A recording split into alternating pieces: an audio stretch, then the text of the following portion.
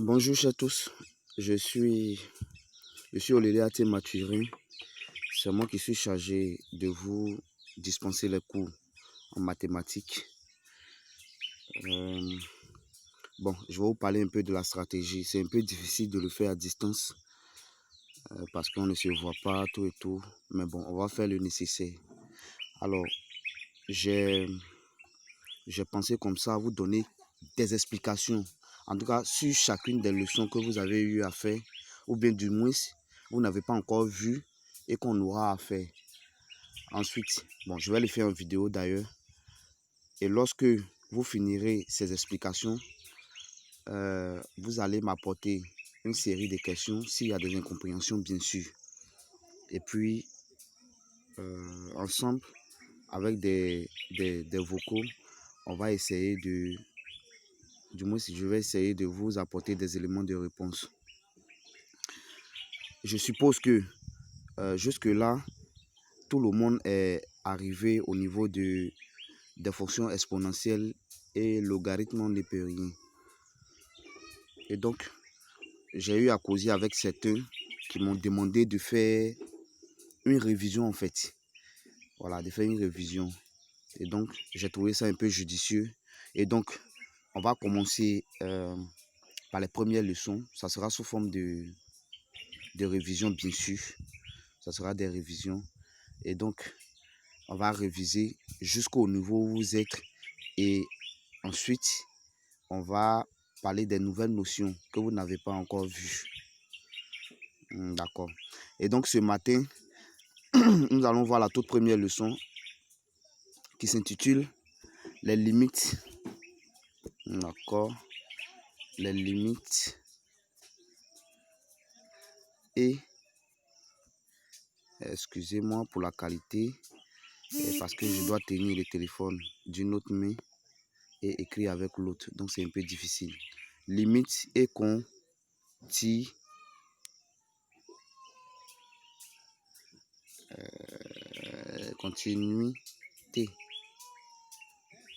Un instant, il y a ma caméra qui est un peu floue. Ça va maintenant. Comme je le disais, nous allons voir la notion de limite et continuité. Alors, moi, j'ai une stratégie bien particulière que j'aimerais vous partager en fait. Vous savez, tout ce que nous faisons, que ce soit en mathématiques, en physique, en chimie et dans les autres disciplines d'ailleurs, toutes ces choses-là ont forcément leur explication quelque part dans la vie active que nous menons. Et donc, moi, quand j'étais au secondaire, je cherchais forcément à faire une translation, ou bien du moins à faire une équivalence entre ce que nous faisons en classe et les notions de la vie réelle en fait. Et donc, dans mes recherches, j'ai découvert certaines choses. Il y a d'autres qui sont encore des mystères pour moi. Mais bon, le peu que j'ai, je vais vous en parler. Et en ce qui concerne les limites, pour ce matin, on va aller un peu plus loin. Voyez-vous, depuis la classe de première, ou bien du moins la classe de seconde, on a introduit la notion de fonction. Mais bon, je crois bien que jusqu'à présent, d'autres ne savent même pas à quoi servent les fonctions dans la vie active. Tenez-vous bien, les fonctions, ce sont des données mathématiques, d'accord, qu'on recueille, ou bien du moins qu'on confectionne selon les situations d'une entreprise, ou bien selon l'évolution d'un phénomène. Et donc, on confectionne les fonctions. Bon. Ce qui est plus important, c'est que au second cycle, on ne vous demandera pas de confectionner les fonctions. Elles sont déjà confectionnées. On vous les donne et on vous demande d'étudier. Mais quand on demande d'étudier une fonction, qu'est-ce que c'est? Pourquoi faire en fait? Qu'est-ce qu'on va en faire de cette étude? Et c'est là que résume toute l'importance des fonctions en fait. Et donc, pour ce faire, tu vas déterminer un ensemble de définitions. Un ensemble de définitions. Excusez-moi, un ensemble de définitions. L'ensemble de définitions, c'est en quelque sorte, si je veux parler de la vie active, c'est en quelque sorte une route. Voilà, c'est une route. Je suppose que vous êtes au point A ici et qu'on vous envoie dans un champ qui se trouve au point B ici. Mais le truc, c'est que vous n'avez jamais emprunté cette voie. D'accord? Vous n'avez jamais emprunté cette voie. Et donc, bien évidemment, vous devez vous poser des questions. Parce que vous devez partir peut-être soit avec un engin, une moto, une voiture, etc. Donc, vous devez vous poser des questions. Est-ce que l'engin que je veux emmener dans ce champ, puisque je ne connais pas la route, est-ce que cet engin-là pourra aller et revenir sans problème? D'accord?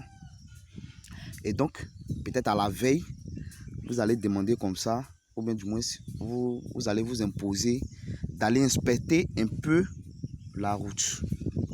D'accord? Et donc, en inspectant la route, vous allez voir par moment, il y a des creux, quelque part ici. Mais par moment, il y aura des coups d'eau, etc., etc. Mais l'ensemble des points que vous allez inspecter là, c'est ça en fait qui va constituer la recherche d'ensemble de définitions. Parce que vous vous dites quoi? Moi, je dois aller au champ, d'accord? Je dois aller au champ et je me demande est-ce que ma voiture avec laquelle je dois m'y rendre peut aller et revenir sans obstacle. Donc, tous ces différents obstacles-là, vous allez les identifier et vous allez bien sûr les enlever dans ce grand ensemble. Donc, revenons en mathématiques. Le grand ensemble dont nous parlons, c'est l'ensemble grand R.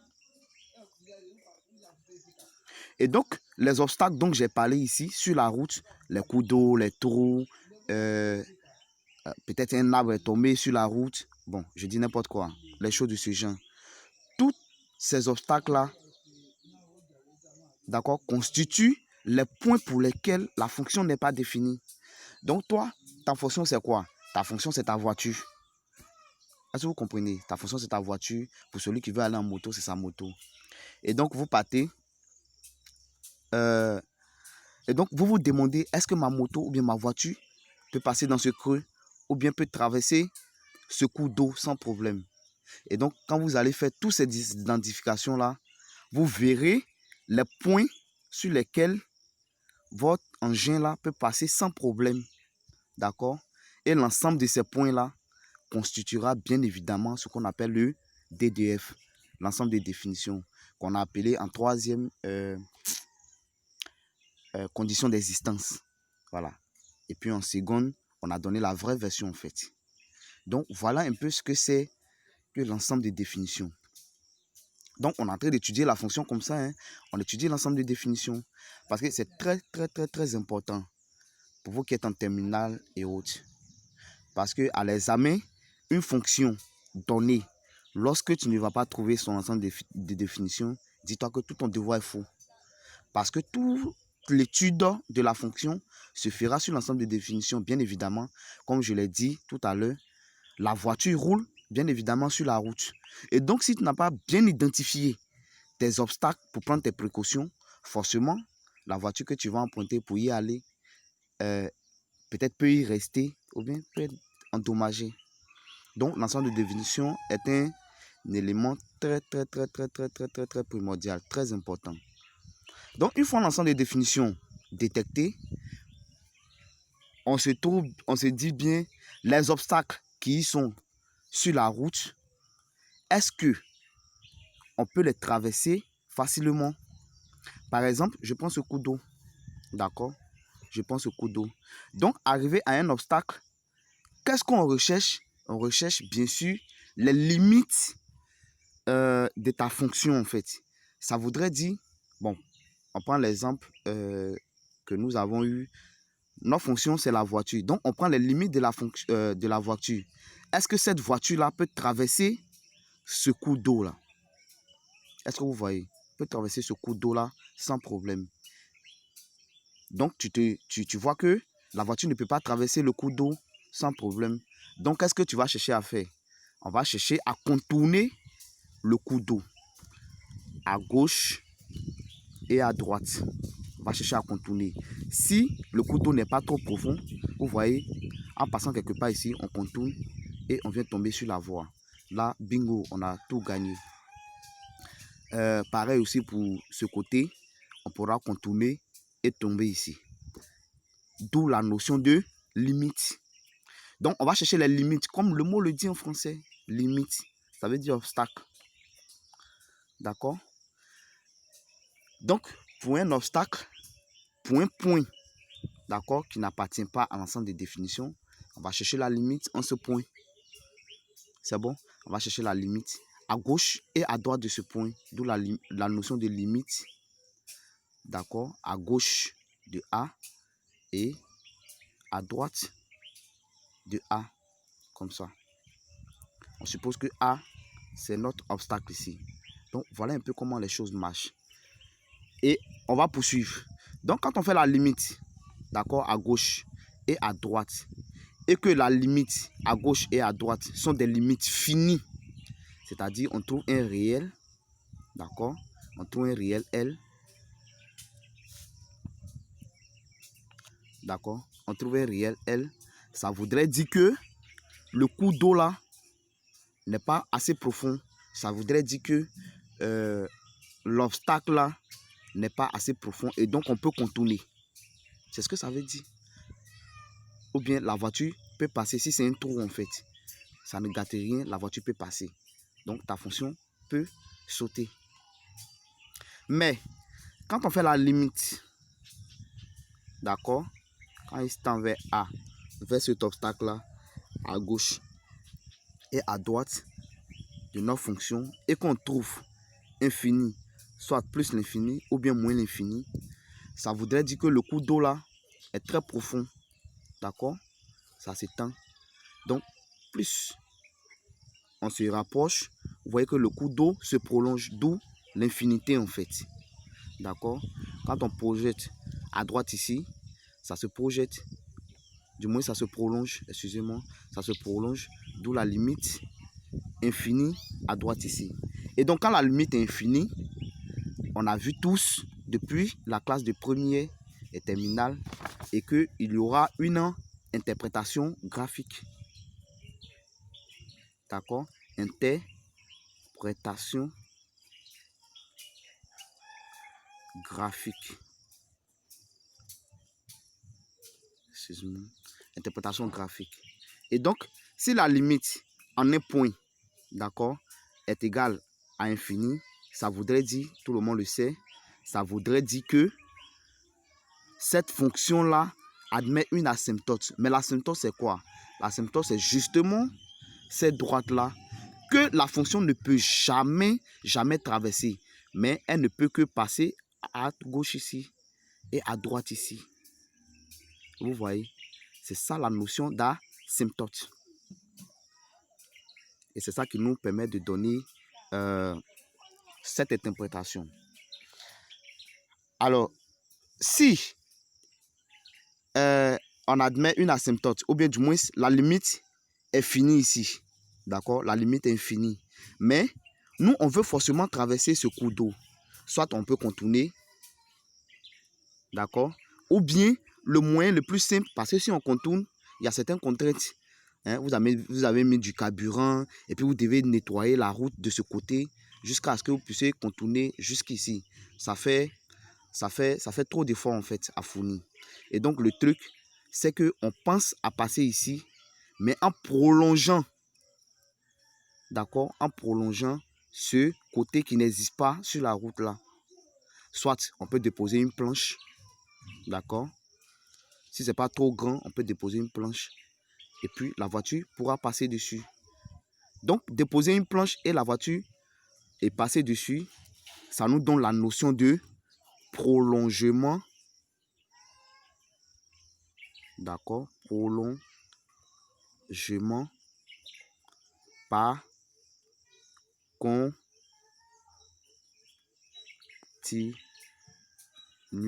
Excusez-moi, je n'écoute pas très bien.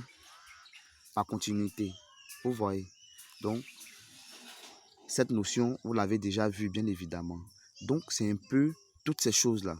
Mais au fur et à mesure que nous allons évoluer dans la bosse, je vais vous donner la signification des autres éléments dans l'étude d'une fonction. Ce matin, j'ai tenu à éclaircir la notion de limite parce que c'est ce qui est à l'ordre du jour. Voilà, c'est ce qui est à l'ordre du jour. Et maintenant, la continuité, qu'est-ce que c'est? La continuité, j'en ai parlé ici. En fait, il s'agira pour le monsieur quand il sera sur sa route, parce que la route est faite de points. C'est chaque point qu'on parcourt. D'accord? C'est un peu comme en physique. Ça, c'est une trajectoire, n'est-ce pas? C'est une route, c'est une trajectoire. Et donc, une trajectoire est l'ensemble des positions prises par un mobile sur son chemin ou bien pendant son déplacement, en fait. C'est ce que je voulais dire. Et donc, ça forme une route. D'accord? En physique, on appelle ça trajectoire. Mais si, dans la vie active, c'est une route. D'accord? Et donc, c'est fait d'un ensemble de points. Donc, à chaque point, le monsieur qui veut aller au champ, là, il inspecte chaque point. Donc, il calcule la limite. Il se demande, est-ce qu'il y a un danger ici? Si la limite est finie, c'est qu'il n'y a pas de danger. À ce moment, la fonction est continue en ce point.